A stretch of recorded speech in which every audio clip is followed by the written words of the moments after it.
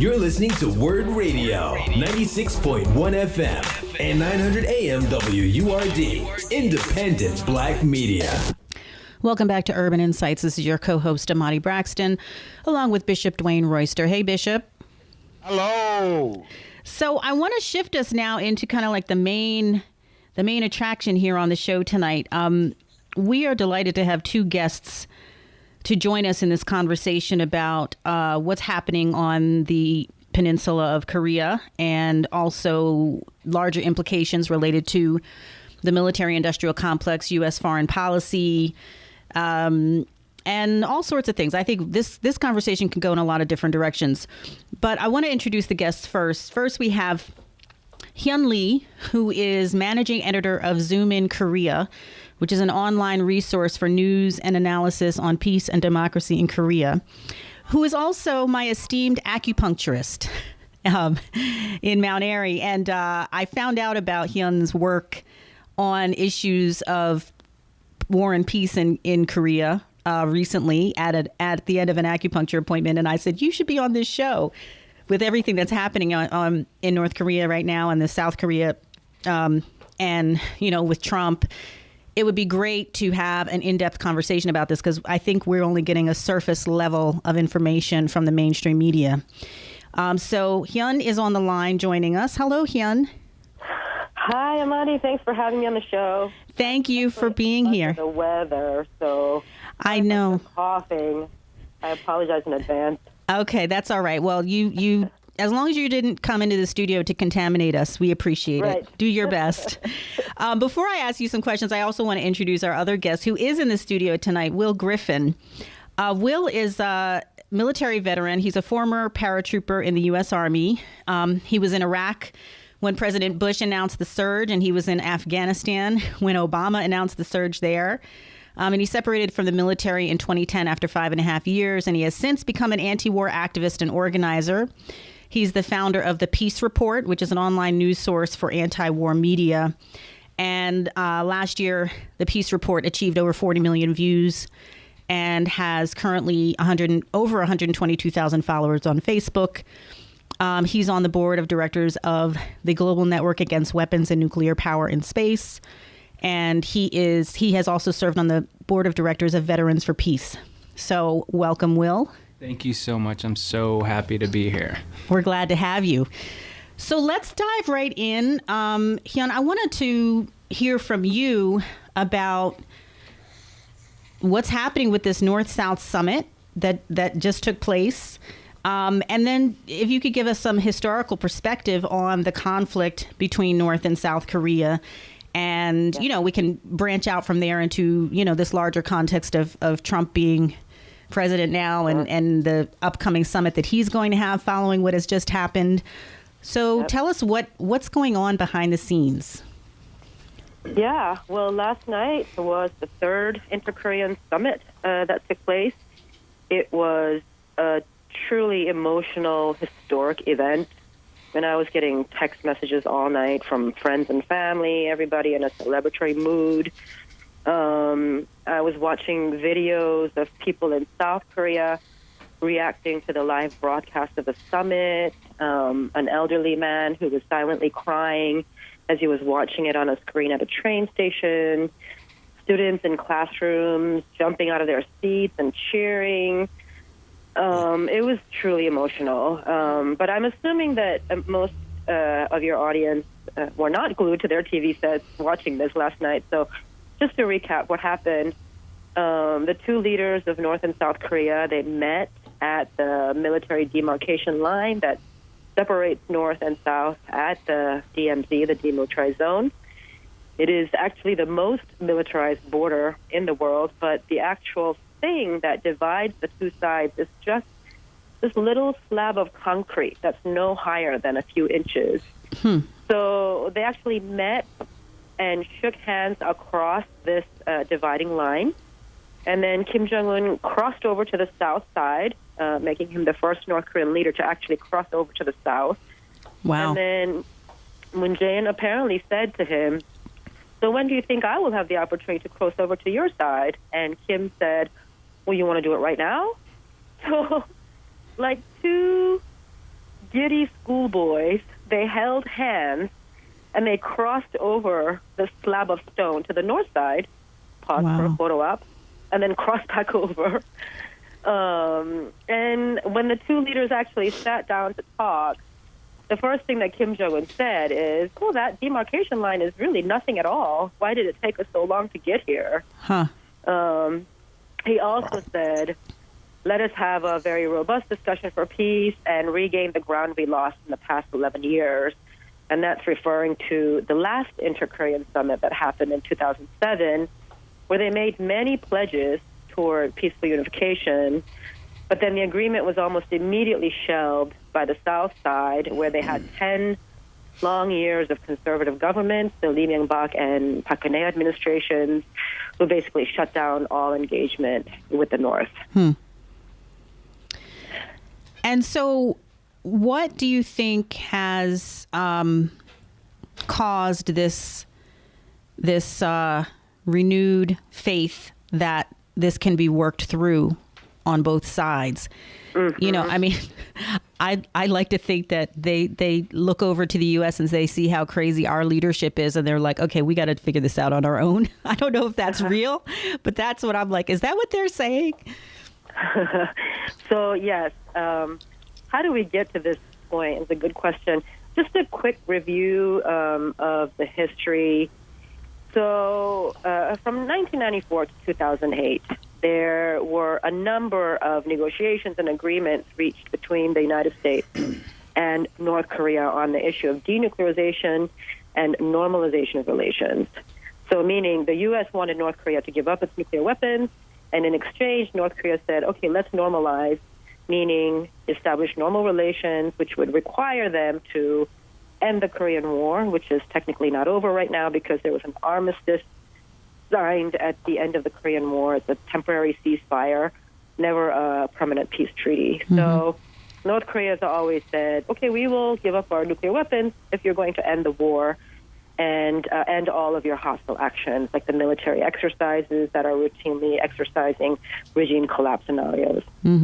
So there were a number of agreements, namely the agreed framework in 1994, and then in 2000 there was a joint communique. There were the six-party talks agreements in 2005. Each time what happened was North Korea actually froze its nuclear program, and what the U.S. did was somehow find a way to sabotage the deal.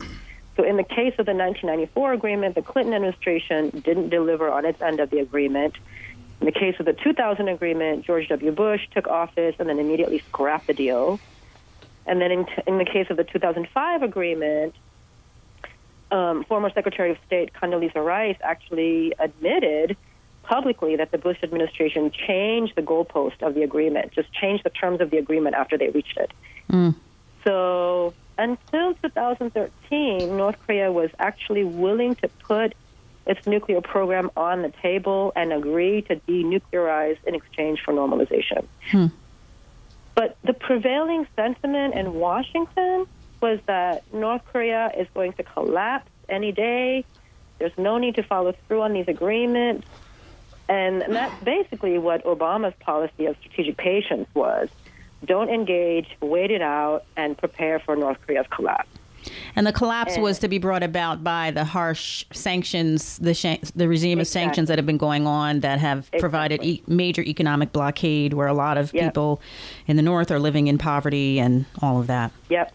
Keep intensifying the sanctions and then keep having these military exercises to prepare for the collapse. And then when Kim Jong-un took office, basically he reviewed that whole history of negotiations with the United States and how they had really gotten them nowhere. And he basically said, we're not playing this game anymore. So in 2013, the North Korean Foreign Ministry made an announcement, and they basically said, we have reviewed the past 20 years of our negotiations with the U.S. We have come to the conclusion that it's not working.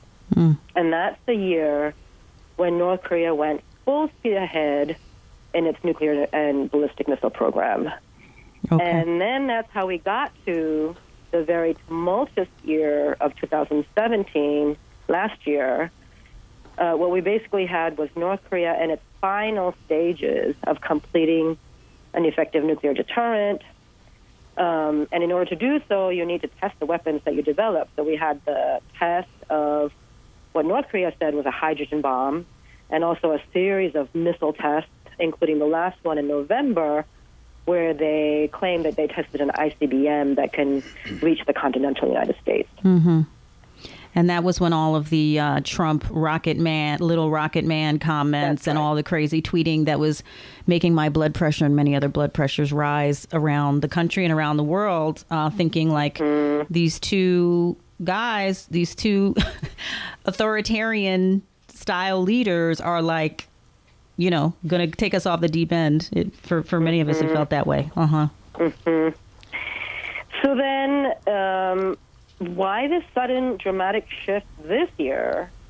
Well, North Korea's goal has always been to get to the negotiating table with the United States in a position of power. In other words, talk to the U.S. as nuclear power to nuclear power. And that's basically what Kim Young-chul, he's the vice chair of the Central Committee of their Workers' Party. When he was in South Korea for the Olympics, he met with President Moon Jae-in, and he basically said, quote, "We intend to talk with the U.S. as nuclear power to nuclear power." So, even though the South has nuclear weapons, no, they're just backed up by the U.S.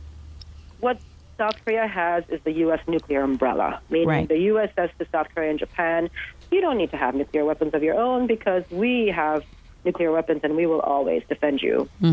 And so North Korea actually possessing nuclear weapons put this balance in the region off kilter, because now there are conservative wings of the Japanese and South Korean government saying, well, if Kim Jong-un gets to keep his nuclear weapons, then we want our nuclear weapons too. And that is actually very threatening to the U.S. strategic interests in the region.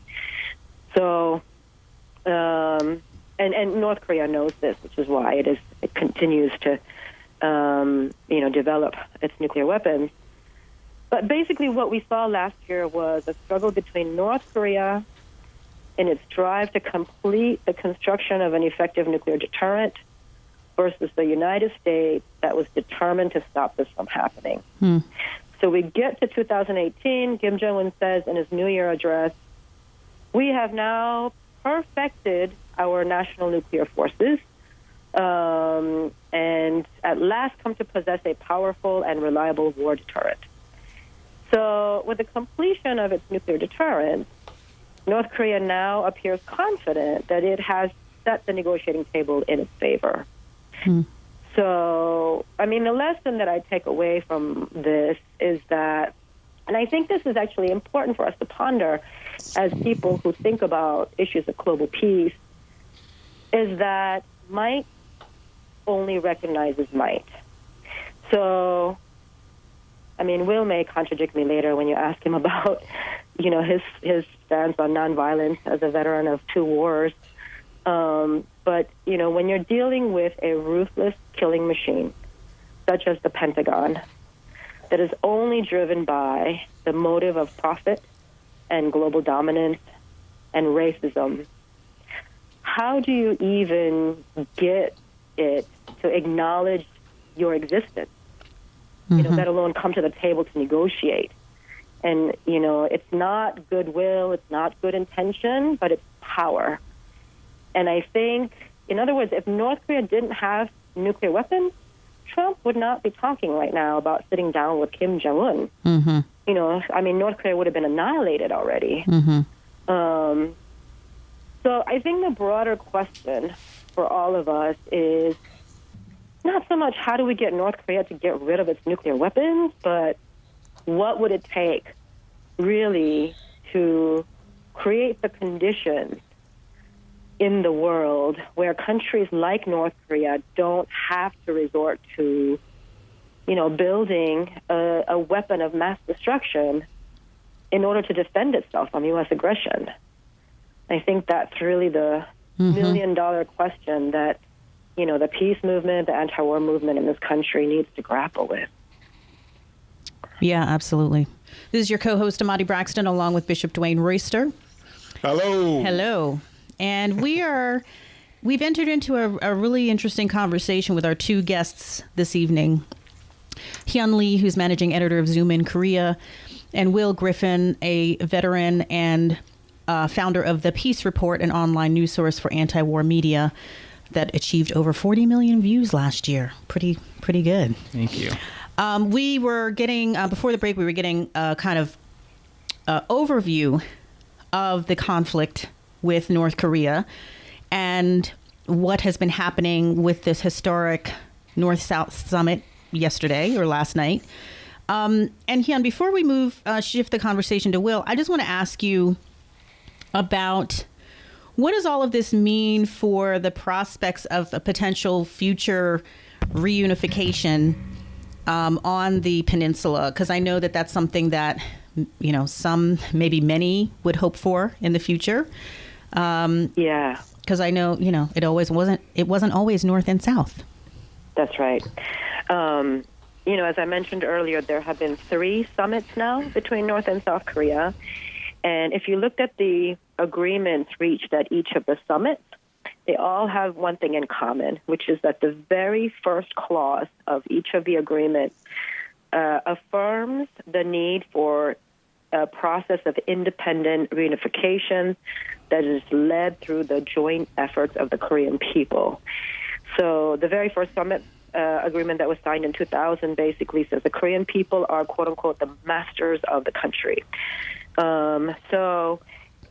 Meaning reunification should not be determined by foreign powers, should not be a top-down state-to-state process, but the main force of reunification should be the broad Korean people. The second summit agreement in 2007 basically reaffirmed this. They said reunification should be resolved through the spirit by the Korean people themselves. And then yesterday's agreement also said we want to bring forward the future of co-prosperity and unification led by Koreans. This is the common theme. It's the first clause of all the 3 inter-Korean summit agreements. Now, we should just say that the main obstacle historically of a peaceful reunification process between North and South Korea has been the presence of U.S. troops in South Korea and U.S. policy in Korea. Now, we have this summit coming up between Kim Jong-un and Trump. If the summit actually does happen, I actually think Trump will pledge to sign a peace treaty with North Korea, meaning end the Korean War, and which would create a fundamentally different environment on the Korean Peninsula for reunification. And I have 4 reasons why I think Trump will sign a peace treaty with North Korea. I don't think I have time to get into all of them, but just to quickly say, one, as I alluded to before, the U.S. cannot afford to have North Korea keep going on with its nuclear weapons development because it would completely shift the global balance of power. The U.S. has already considered the military option to eliminate North Korea's nuclear program. If it were a viable option, I think they would have done it by now. And I think that leaves the U.S. with one option, which is basically to sign a peace treaty with North Korea. And then the other thing is that the U.S. military right now is totally overextended. And its goal of global dominance is not sustainable in the future. We've been in the Middle East for how many years now? There's no end in sight. The U.S. knows that its power over the world is waning. And it's in this context that North Korea is giving the U.S. the opportunity to resolve one of its main foreign policy headaches, which is its nuclear program. I think it's an offer that would be hard for Trump to refuse. And then just the last point I'll say is that one thing we should look out for is that the U.S. has basically now declared China as its main adversary. So increasing tariffs on Chinese imports recently is only the most recent development in a competition between the two countries that's been going on for a while. The only way that China can continue to sustain the level of economic development it has been doing for the past several decades is it needs to continue to produce for the world, but the U.S. controls the sea lanes in the Pacific, and it can cut off China's trade routes at any time. The U.S. just carried out a military drill with B-52 bombers near the South China Sea. And then John Bolton, the fact that he is a staunch critic of the U.S.'s one China policy, and he wants official recognition of Taiwan, which would be a total affront for the Chinese. The fact that Trump appointed him as his national security advisor, I think, means that the U.S. has basically decided China is going to be the main adversary. It doesn't have the resources to fight two adversaries at once. So it wants to resolve the North Korea issue as soon as possible, and the easiest way to do that is to offer a peace treaty at the upcoming summit. And I think another reason, too, is Trump loves a photo op where he's seen as doing something great. So. Oh, yeah. I mean, he desperately needs a policy win before the midterm election because he's faced with so many scandals on so many fronts. Exactly. Well, that was a perfect segue, I think, into the next phase of this conversation. And I want to turn to Will now to talk about how this tension with North Korea and this process that we're seeing unfold in terms of moving towards an end to the war there, the Cold War there, how that relates to the larger goals of U.S. foreign policy, which Hyun just started getting us into in this conversation, and the larger economic interests that are at play when you're thinking about U.S. foreign policy towards East Asia in particular. So I know you have a lot to say, Will. I do. Well, first, thank you for having me on the show. This is my first radio appearance in Philadelphia, and I'm so happy it's here. Right. You recently moved to Philadelphia from Georgia, yes. So we're happy to have you in our midst. Thank you. So for Korea, despite everything that's been going on this past year, the U.S. has had a huge military presence in the whole entire region, actually around the whole entire world. And that's a provocation for a lot of countries. The U.S. military has 800 military bases around the world. 83 of them are in South Korea, which is the third largest host nation of military bases. Right? Wow. Also, I didn't realize there were 83 alone in South Korea. And that's a huge provocation. You know, last year, the U.S. was conducting what they called nuclear bomb dropping drills. I mean, flying planes that would carry a nuclear weapon to the borders of North Korea as if they're doing a training exercise, as if they're going to drop a nuclear bomb. The Pentagon doesn't consider this a provocation. Now, what if North Korea did that on the coast of California, on the coast here? Right. We'd be at war most definitely, right? Right. So what gives us the right to surround countries like this? I mean, despite all this stuff that's been going on, not to mention, you know, the massive military spending we do in this country. We spend over, you know, the defense budget just got increased to $700 billion, but that doesn't include all the defense-related spending that we do. It doesn't even account for nuclear weapon spending. Right? They don't include that in the defense. No.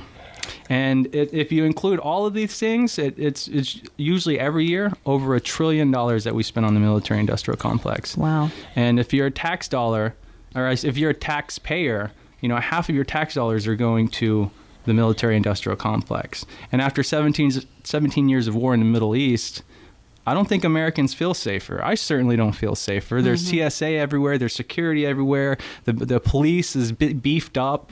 More people are going to jail, more people are getting shot, more violence is happening.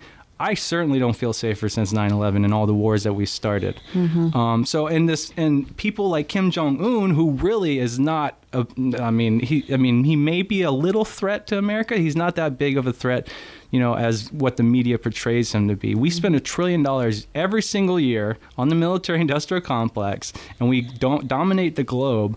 North Korea has 0 foreign bases, and it spends just a few $1 billion every year on its military. Nothing compared to what we have, right? And they play it as if North Korea is an equal to us, almost. You know, like we have something to be really scared of. That is not the scenario right now. And this whole idea of demonizing people like Kim Jong-un and the entire country of North Korea. really helps build the ideology of militarism. That this idea that if we spend more, if we build more bases, if we deploy more troops, if we shoot more missiles, all this stuff is going to make us safer. That's an ideology which we should all know by now is not working. And I think really the American people are getting fed up with this. We know it's not working. The interventions aren't working. The wars aren't working. We're not building any nations up. And in fact, we're making more terrorism around the world. Right. Yeah, I mean, I think the part of the issue, I think people innately understand that, but they don't, it's like because they don't necessarily feel, it's still like an abstract concept, the military-industrial complex, right? People don't necessarily make the connection between the spending that we do to support that ideology of militarism and support the actual system of the military-industrial complex. They don't connect that with their everyday, day in, day out money problems, that we all deal with, or the problems in our cities, the problems with not having enough funding for our schools. How do we help bridge that understanding so that when people are talking about needing more funding, needing better paying jobs, that they somehow see that is also a policy issue related to our spending on the military? Well, I think we're going through an economic draft right now. I mean, a lot of people, there aren't no options, right? And one of the few options is the military, right? They're offered, go travel the world, get a decent paycheck every 2 weeks, and get a place to live, and we'll train you for jobs when you get out, and all this. Really nonsense is what it is. But I mean, because you went through that, you were pitched that. I was born on a foreign military base in West Germany. Both my parents were in the U.S. Army, and I was born and bred for this. And then I don't know what happened, but I looked at everything and I admitted to myself, I was like, this is not working. But I mean, it's simple. Listen, with a fraction of the defense budget that we have, we could end world hunger. But we decide to build more bombs and more weapons on top of the 800 military bases and on top of the $1 trillion we spend every single year. So the people in the Pentagon, the people are political leaders, they're power hungry, they're money hungry, and they're showing that by building more missiles. We could, and by the way, when we increase the budget, it doesn't go to the troops. It goes to the defense contractors. It goes to the think tanks, the researchers who fabricate this research to say, we need more spending. $1 trillion isn't enough. We need $2 trillion, despite half of Americans making less than $30,000 every year. So that really shows where our priorities are as a nation. But we also have, huge existential threats is like climate change, which is the military-industrial complex is one of the largest contributors to it. It certainly is the largest consumer of fossil fuels. Right. And also all the bombs we've been dropping all over the world and deforestation and all that. But I mean, I think the number one way people can relate to this is the budget. I mean, if you look into your community, every dollar that's spent overseas on the military is not spent in your community. It could be spent in your community to build new things, to fund education, give people access to health care, things that we need. These are necessities, not wants. And ultimately, war is built on violence, right? And that violence always comes home in one form or another, whether it's police brutality, or the shootings, the mass incarceration, the mass shootings, the racism, the class divides that we have in every single city across this country. It all comes from our foreign policy. The way, because it's built on racism. It's built on violence. The Army never taught me how to be a peace builder, a peacemonger. They taught me how to be a warmonger. And I mean, in basic training, they taught us blood, blood, blood makes the green grass grow. Yeah. You know what I mean? That was one of your cadences that you had to do. Yeah.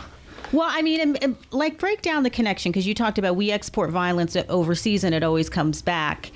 And when I was talking to you the other day, we were talking about the connection between how the buildup of the military and all the spending on weapons translates into, all of the leftovers basically being given to local police forces.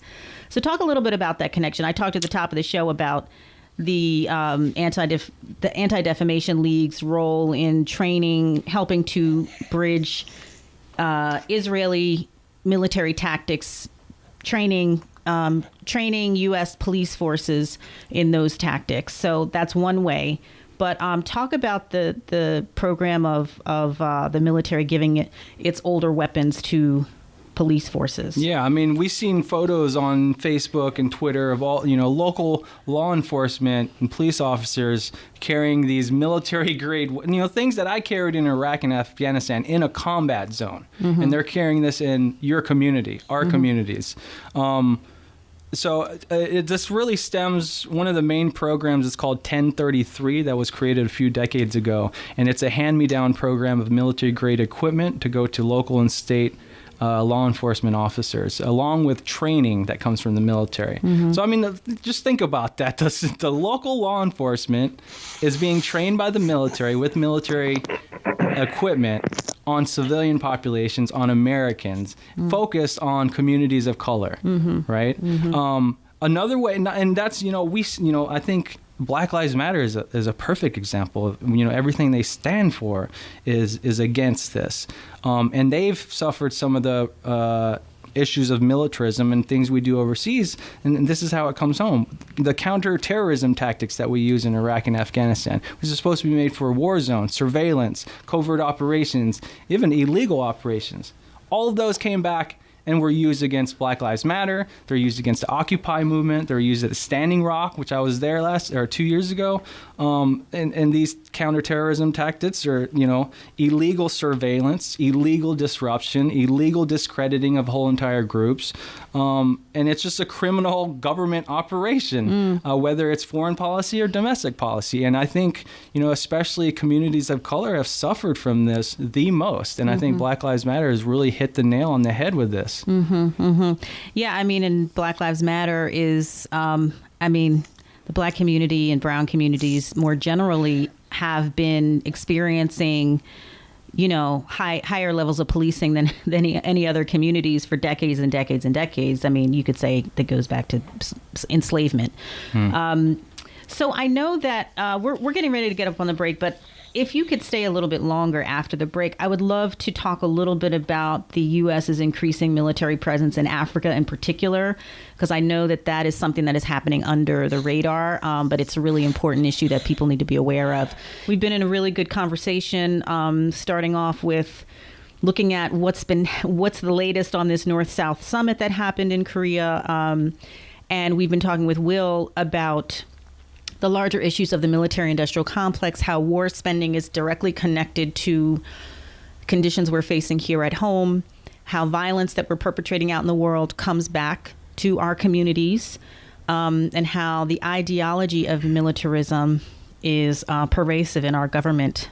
So I want to circle back to Hyun in a moment, but first I'd like to just talk about the U.S.'s increasing military presence in Africa, because I think this is something that is slowly building up over the years. And it's, we had that incident, I think several months back, was it in Niger, where there was soldiers killed. And everybody was like, wait a minute, we're in Niger. What are we doing there? Why do we have special ops in Niger? So clearly we have covert operations going on. We have training missions going on the continent of Africa. So Will, what do you know about that? And what do we need to know? Yes. What is the Pentagon interested on the continent of Africa? Simply put, resources. What every colonial power has always been interested in Africa for. Of course. So 10 years ago, in 2008, Vice Admiral Robert Mueller, not Mueller, he has a famous quote, and I think this sums up what the U.S. is doing in Africa, and it goes like this, quote, "Protecting the free flow of Africa's natural resources to the global market is one of AFRICOM's guiding principles.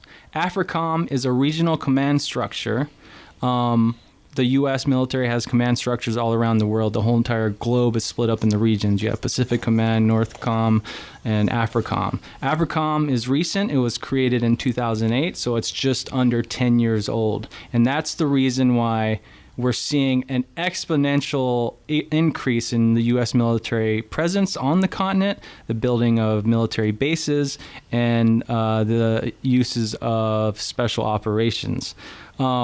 Historian Dan Snow, who has a show on BBC, he has another quote that kind of sums this up, and it goes like this, quote, "The Democratic Republic of Congo is potentially one of the richest countries on earth, but colonialism, slavery, and corruption have turned it into the poorest country on earth."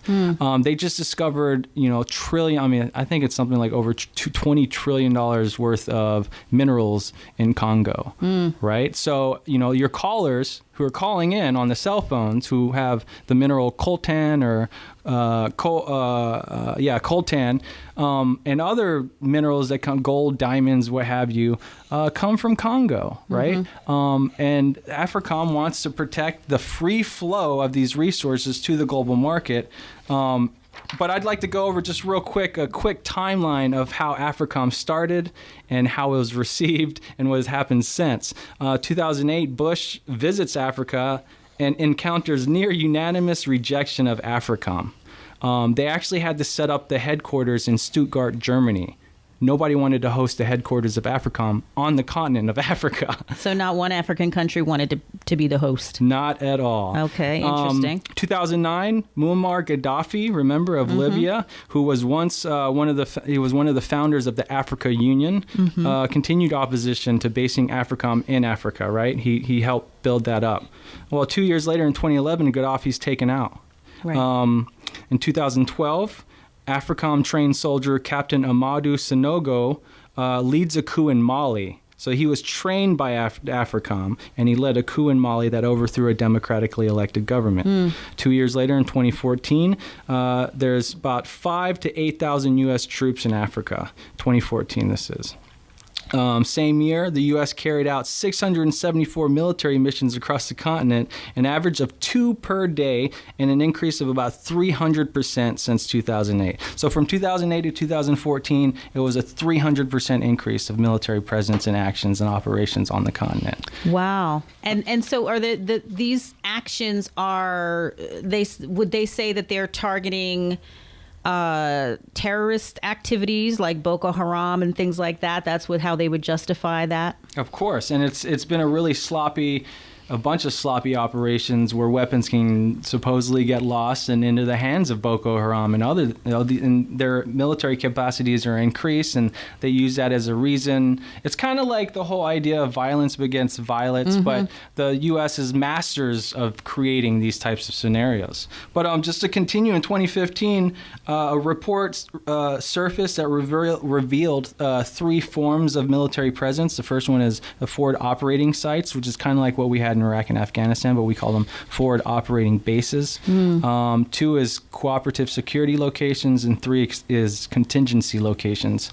In 2016, it's now 46 U.S. military bases are there, a network consisting of all of the previous 3 military sites that I just said. In 2006, only 1% of all U.S. commandos, which is like special forces of the military, deployed overseas went to Africa. So all of the special ops guys who deployed in 2006 overseas, only 1% of them went to Africa. In 2016, 10 years later, 17% of them were going to Africa. And then if you look at today, since 2008, since the start of AFRICOM, it's been a 1,900% increase of U.S. military presence on the continent. And I mean, when you discover $20 trillion worth of minerals that and at the same time we're promoting this whole green revolution, protect the environment, use conscious products. Well, all of those products, even if they are using electric sources, they have to get their minerals, and those minerals come from places like Congo, and the whole continent is being torn apart. It has been torn apart, right, for centuries, despite democratically elected governments, despite the entire African Union coming in almost unanimously against AFRICOM and U.S. military presence on the whole entire continent, the U.S. still persists and will do anything it needs to, killing however many people it needs to get to those resources. Wow. Well, I didn't know. I mean, I knew that there was incursion into that the military presence in Africa was increasing. But thank you for painting that such a clear picture. I want to just bring Hyun back into the conversation to talk about, I mean, both of you you're like information activists in a way, or information organizers, in that you both provide alternative information about conflicts and peace and prospects for peace around the world. And so what are things that you think need to happen in order to, number one, continue to support the movement toward peace and reunification in Korea, but also just more generally to somehow, I mean, I think a big problem that I see is the peace movement, or the movement against militarism and the ideology of militarism, they're kind of seen as separate. I mean, we have a resurgence and a re-energizing right now of progressive movements for change in this country, mainly because Trump got elected. But it seems like issues of peace and war and foreign policy are kind of not part of the conversation, not embedded in those movements. So if either of you have thoughts about how do we make those connections so clearly, much more clearly, and also how do we continue to work for peace on the Korean Peninsula in particular, because I think that that's such an important, critical aspect of what's happening in East Asia and U.S. global dominance. Hyun, do you have thoughts? Yeah, I think you raised such a critical question. I mean, that's been a challenge for me as well, is how do you concretely make connections between the many vibrant grassroots movements that are happening in the States right now around racial justice, around environmental, climate justice, and then the wars abroad and challenging, the military-industrial complex. And I think intellectually we can all make the connection. It's just, but you're right, it seems like the movements are so separate.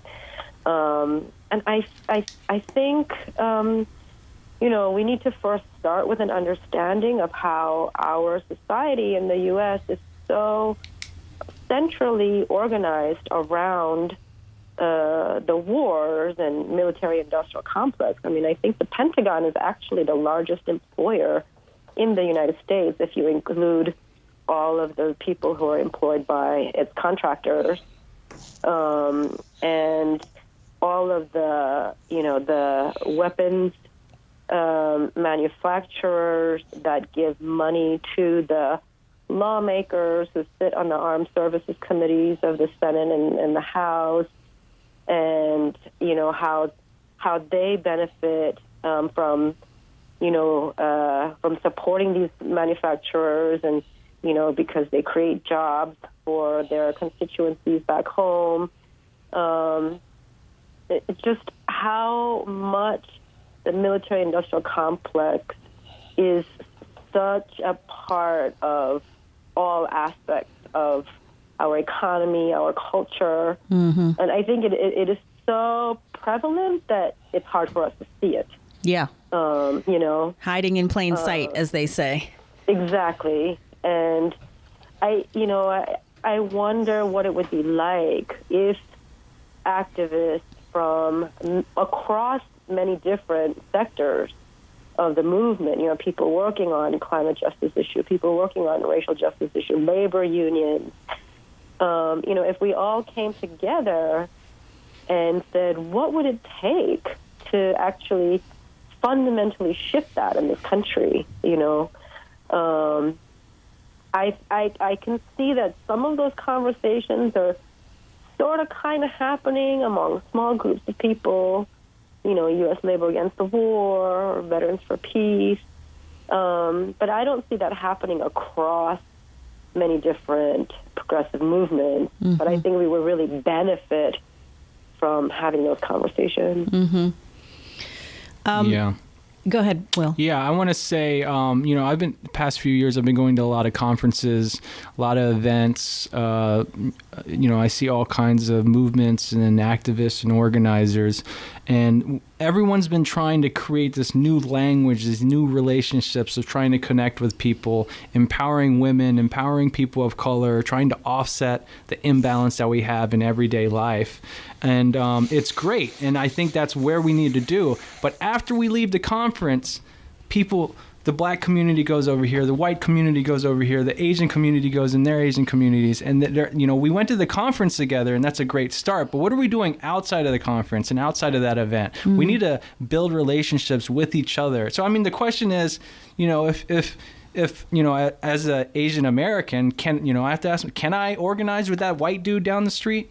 Can I organize with the black community that I'm living in, right?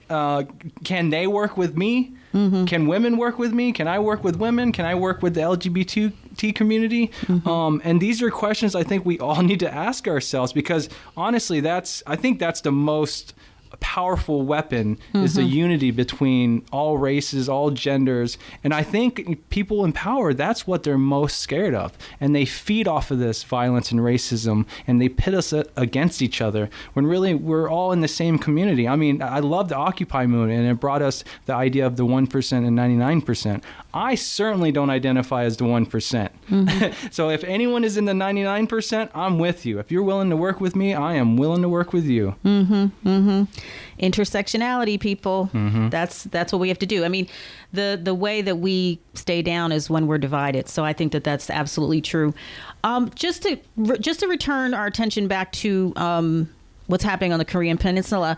What are you calling on people to do, or what actions can people take, or what is happening? I mean, I was really heartened, Hyun, to hear you at the top of the show talk about the emotional nature of this to many people in the Korean community and Korean American community, because that to me means that this feels like a very hopeful moment. And so I'm wondering if you could just tell us, like, what are next steps? What are like the forces for peace and the progressive minded people on the peninsula thinking about and wanting to do next? Yeah, I think that in South Korea, there is a robust peace and unification movement. And I think they're completely fired up, energized after the summit yesterday, basically, pledging to resume all of the inter-Korean exchanges, the family reunification, the economic cooperation that had basically been frozen for the past a decade. I'm sure that June 15th, which is the anniversary of the first inter-Korean summit, there will be huge Korean people's assemblies either in Pyongyang or in Seoul to celebrate the achievements of the summit. So, definitely that will be happening, between the two Koreas. In terms of here in the United States, I think we really need to call for the Trump administration to finally end the war in Korea and turn the armistice into a peace treaty. And that means really ending U.S. occupation. Yeah, basically. I'm glad you put it that way, because plainly said, yes, that's exactly what it means. And, the inter-Korean summit agreement announced today basically said the two Koreas resolved we're not going to fight each other anymore. So then what does that mean for U.S. troops in Korea? Like, do they still have justification to be there? Do they still have justification to continue these war exercises, which they say are to defend the people of Korea, when, South and North have basically said we declare an end to the war. So I think we need to still be critical in calling for an end to these war exercises that happen, multiple times a year. It just happened in April, and then another one is scheduled. It usually takes place like end of August or September. Mm-hmm. And, ironically, Will and I were talking about how the only person in Washington who has even mentioned the possibility of a peace treaty with North Korea is Lindsey Graham.